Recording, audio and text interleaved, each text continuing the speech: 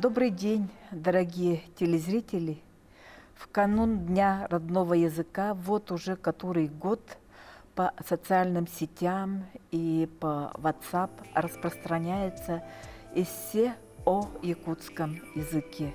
Казалось бы, язык изложения русский, но это не мешает сахоязычному читателю восхищаться слогом этого эссе и гордиться своим родным языком. У нас в гостях автор эссе, ученый-историк Лилия Накинтьевна Винокурова. Эссе вышло впервые в 2004 году в редакции журнала «Илин».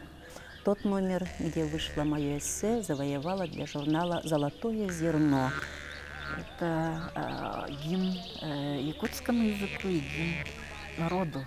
Язык – это не только обозначение предметов и вещей. Язык – это всегда еще история народа. Лингвисты именно по языковым свидетельствам даже могут судить о древней истории народа. Как бы вы охарактеризовали якутский язык? Я всегда ощущала необходимость признаться в любви к родному языку. Язык же он как живой организм. Он иногда болеет, иногда отмечает какое-то восхождение, триумфально шествует, уходит на второй план и снова возвращается. И меня эта тема всегда волновала. Как может язык пережить все эти потрясения и остаться в своих носителях? У нас не очень много, и судьба нашего языка часто находится под угрозой или вытеснения, или постепенного ухода с активной сцены. В этом эссе, если вы заметили, вы увидели, что оно содержит такой месседж ко всем, для кого Якутия – это родной край.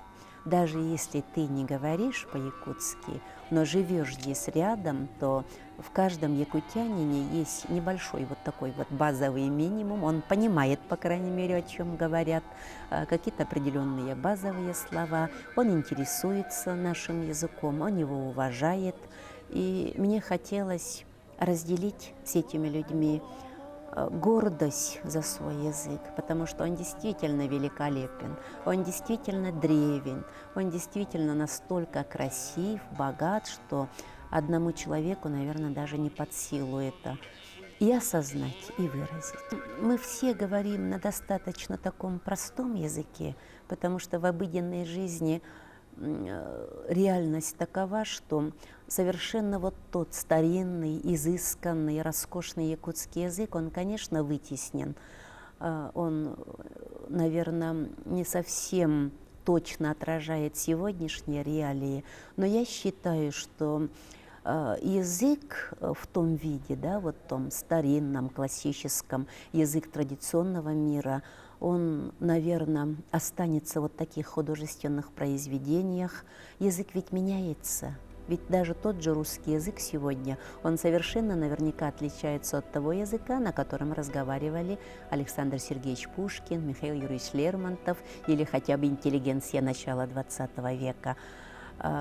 Он меняется, но когда я писала, я имела в виду не тот простенький, такой, скажем, элементарный, состоящий там из сотни слов, конечно, якутский, а тот красивый, сочный якутский язык, который, на мой взгляд, до сих пор сохранен в толще якутского населения. На этом языке говорят образованные якуты, начитанные якуты. На этом языке говорят, может быть, не очень образованные, но природно интеллигентные якуты старшего, пожилого возрастов. Я имела в виду этот якутский язык. Как вы для себя определяете слово «интеллигент»? Интеллигент – это не наличие диплома об образовании, не даже, возможно, род деятельности. Интеллигент, скорее всего, это внутреннее состояние человека. Интеллигентный человек – это человек, который хорошо знает, уважает и любит собственную историю, собственный язык, собственную культуру, и именно по этой причине очень себя достойно ведет по отношению к людям других культур, других языков, другого мировосприятия, потому что он интеллигентен. Это его внутренняя интеллигентность не позволяет ему примкнуть ни к черносотенцам, ни к погромщикам, ни к ксенофобам, потому что он интеллигентен. Этот человек интеллигентен независимо от его образования или национальности, или вероисповедания. Наша первая интеллигенция начала XX века, вот она была очень интеллигентна, очень патриотична, могли вести на равных беседу с известными, знаменитыми интеллектуалами России, не только, скажем, русской этнической национальности, но и представителями, скажем, интеллектуальных кругов Закавказья, Прибалтики, Польши, Литвы. Это были люди высокой, наверное, степени интеллигентности. Осознать и оценить даже собственного соотечественника или соплеменника как человека высокой культуры, как национальную ценность, это ведь дано не каждому. Это может осознать определенный какой-то круг, обладающий созвучным и равным интеллектуальным уровнем, культурной открытостью, человеческой, эмоциональной, психологической открытостью. Требовать и ожидать массового признания, массового преклонения – это, наверное, очень сложно. Особенно в сфере интеллектуальной культуры, в сфере творческого труда. Это очень сложные, тонкие вещи. И, возможно, это тоже хорошо, потому что, в принципе, интеллектуальный труд, он же очень элитарный. Может быть оценено какими-то определенными кругами и осознаваться и оцениваться, возможно, это будет даже не сразу, чуть позже. Арсентий Егорович Мординов, один из интеллигентов нашего народа, доктор философских наук, он в 90-е годы написал статью, что любовь к языку можно привить не через грамматику, только через произведение художественной литературы. Восхищение этим языком, этим слогом пришло именно через литературу, через поэзию, через Лермонтова, Пушкина. Восторг, восхищение этим слогом, этим языком, естественно, порождает у ребенка, у молодого человека уважение и желание овладеть этим языком. Огромную роль может сыграть поэзия. Человек, который на родном языке ощутил, прочувствовал, осознал поэзию Алампа, например, как он не может не любить, не восхищаться якутским языком? Сборник эссе, перевод с якутского. Кстати, почему вы так назвали? Кстати, все эссе на русском языке. Я всегда очень хотела, чтобы те, кто, к сожалению, пока еще не говорит по-якутски, пока еще, к сожалению, не может читать на якутском, чтобы этот человек, которому интересна моя Якутия, интересен мой язык, чтобы он услышал меня, осознал, почувствовал. Я выступаю таким маленьким переводчиком из того моего локального, крохотного мира, в котором я родилась, выросла, в котором живу до сих пор. Поэтому я книгу назвала «Переводы с якутского». В книге много очерков, и очерк об Алампа невозможно читать без слез. Такое ощущение, что вы его лично знали. Я была еще маленькой девочкой, и мама дома за шитьем пела одну из его самых знаменитых песен. «Пуночка моя белогрудая, юрюмтуллуки немель пестюр». И вот представляете вот эту вот картину. Еще молодая, красивая мама с роскошной косой, красивая была женщина, шьет в деревенском деревянном доме, поет песню в том виде, видимо, в котором она сама услышала ребенком в те годы, когда еще был жив Алампа. Я у нее спрашивала, а кто написал эту песню? И мама рассказывала вот все те изустные мифы, легенды, связанные с народным любимцем, анимпадистом Ивановичем Сафроновым. Потом, когда я уже стала взрослой, я узнала его трагическую судьбу. И наверное, как для каждого якута, судьба Алампа – это вечная, неприходящая боль. Поражала всегда вот эта вот нежность, с которой он относился к женщине. Потому что мне кажется, что он впервые в якутской поэзии, в якутской литературе обозначил вот эту вот позицию отношения к женщине. Любой, слабой, неправедной, возможно, но в этой его позиции столько истинной мужественности, столько истинной силы, такой широты мужской души, что, мне кажется, просто нельзя этим не восхищаться. Дай мне спеть про тебя. Почему не даешь ты мне петь? Твой крепкий сон, твой счастливый сон я не спугну, не встревожу. Твои сокровенные думы, твои затаенные думы я песней своей не разгоню, не рассею. Твои робкие мысли, твои светлые мысли своим пением не напугаю. Я тихонько, тихонько спою, я немножко спою внутри рта своего. Про себя я спою, а без песни я погибаю. Дай мне спеть про тебя, почему не даешь ты мне петь? Я грустить тебя не заставлю, я печали тебя не навею, о плохом, недостойном вспоминать я не буду. До слез довести я тебя не желаю, и не стану орать, и не стану кричать. Тихо, тихо спою внутри рта своего, про себя я спою, а без песни я погибаю. Я спою, что на этой земле, что под этим сияющим солнцем ты дороже любого богатства, что тебя я всем сердцем, что тебя я всем телом, что тебя я всей кровью горячей бесконечно люблю. Прыгнуть в огонь ради тебя я готов, прыгнуть с утеса в бурлящие воды ради тебя я готов, прыгнуть сверху на острые копья ради тебя я готов, встретить грудью острую пулю ради тебя я готов.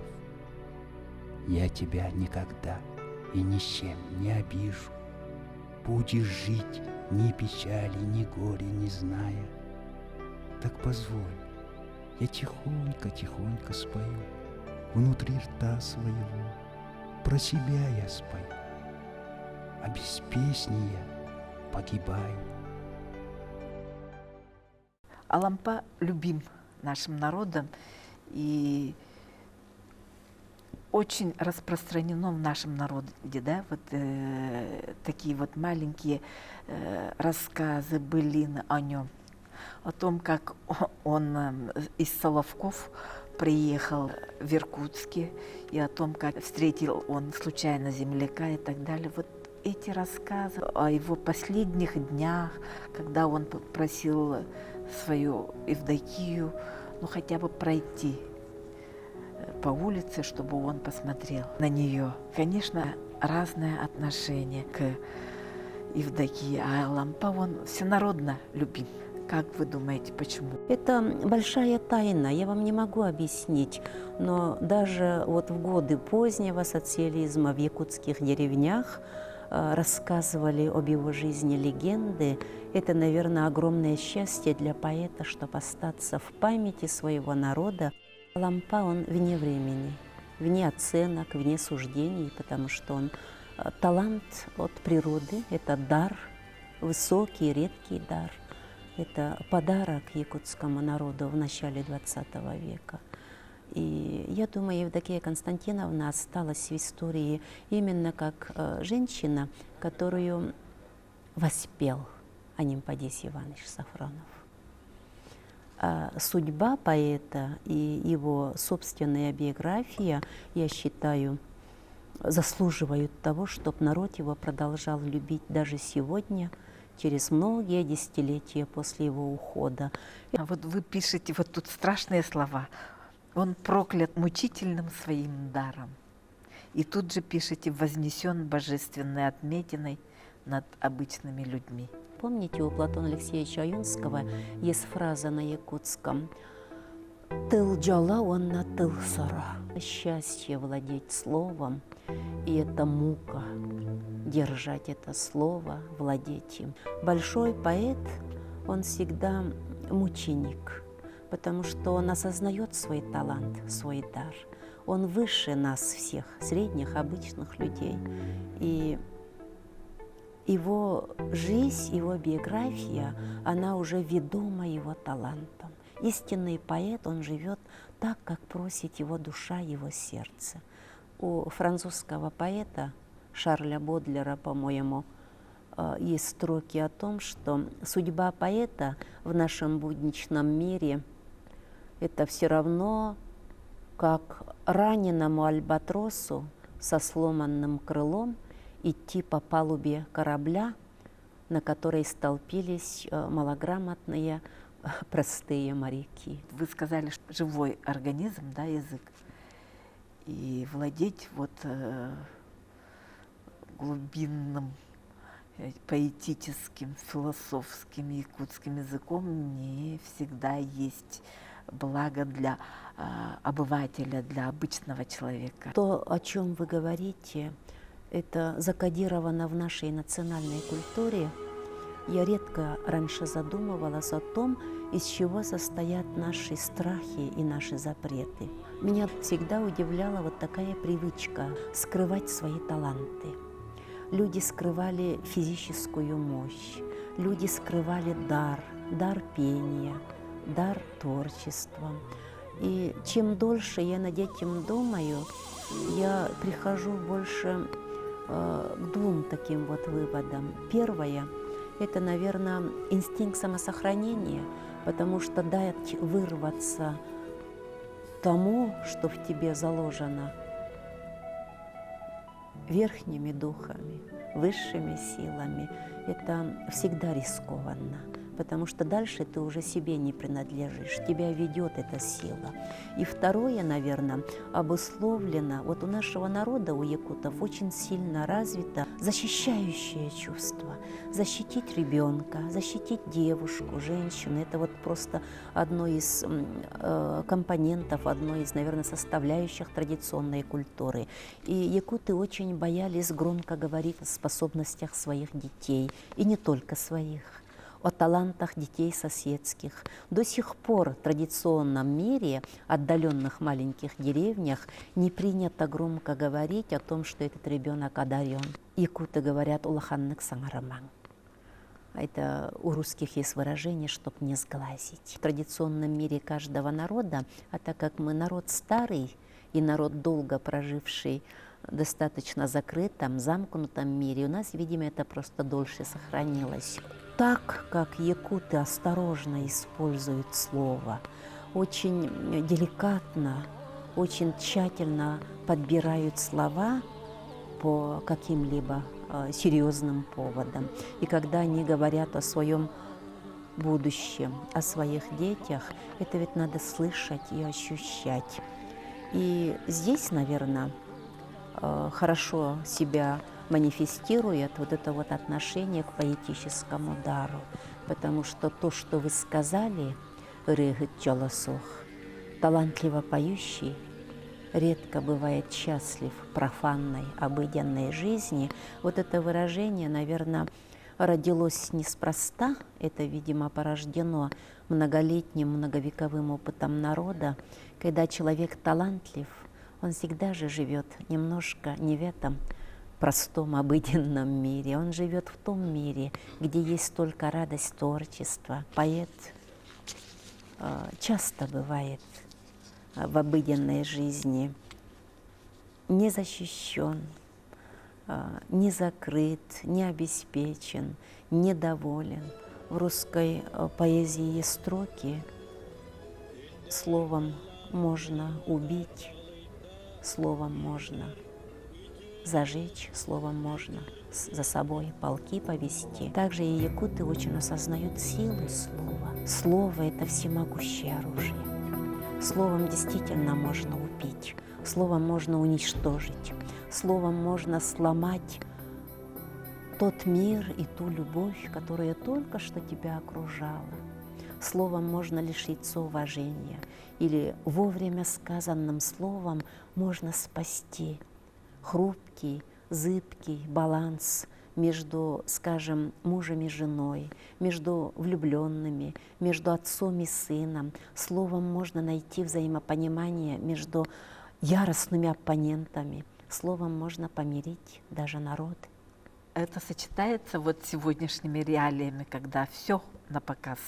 Это достаточно трудная вещь, потому что истинной силой слова ведь не каждый обладает.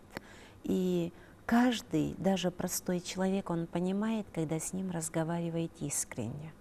Потому что сила, видимо, слова, особенно произнесенного на родном тебе языке, такова, что человек сразу слышит. И даже маленькая фальшь или маленькая заминка лишает силы, эффекта, разрушающего или сплачивающего заряда. Люди всегда слышат. Когда читаешь настоящие стихи молодых поэтов, ты получаешь ведь не только эстетическое удовольствие, ощущаешь всю эту энергетику, этот мощный заряд, который на тебя проливается с этих маленьких белых страничек, что осознаешь, что сила родного слова, сила якутской литературы, она никуда не ушла, она жива, она рядом. И хорошо, что есть люди, которые в себе эту силу, эту красоту держат, хранят, берегут и дарят нам. Я представляю, как зачитываются своими поэтами великими, скажем, тем же Гёте, немцы. Я представляю, каково это читать родные стихи для представителя любой национальности в Европе, в Азии. Откуда у вас такой слог? Казалось бы, вы родились и воспитывались в глухой деревушке якутской, и у вас великолепный русский язык. Когда мы учились в школе, русскому языку уделялось достаточно серьезное внимание. Грамотно говорить, писать было престижно, как бы требованием к образованному человеку. Это было хорошее владение русским языком. Эта книга, это сборник эссе прозаических вещей, но они очень поэтичны. Спасибо. Словом можно описать, за словом можно еще спрятать какие-то очень глубокие сентенции, очень глубокие мысли, да. Среди наших писателей есть много философского склада изложения в прозе. Для меня было неожиданной честью, когда меня просто пригласили помочь презентации сразу 2 томов, вышедших на якутском и на русском языках, произведения нашего народного писателя Николая Алексеевича Логинова. По-русски они звучат хунские повести, на якутском они названы Улу-Хуннар. Одной, наверное, из больших удач Николая Логинова, они несут в себе столько глубинного смысла, столько актуальной сегодня информации, что я считаю, что разговор о великих хуннах, начатый в те еще годы, продолжается в обществе до сих пор. Это книга для мальчика, который думает, с кого бы делать жизнь. Это книга для девушки, которая уже рисует, конструирует в своем сознании, каким должен быть ее мужчина. Это вещь о настоящих мужчинах.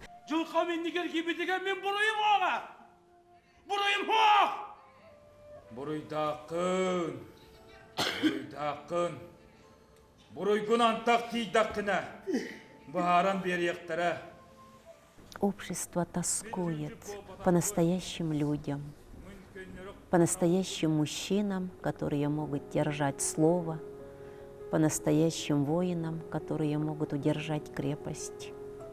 Оно тоскует по этому настоящему миру.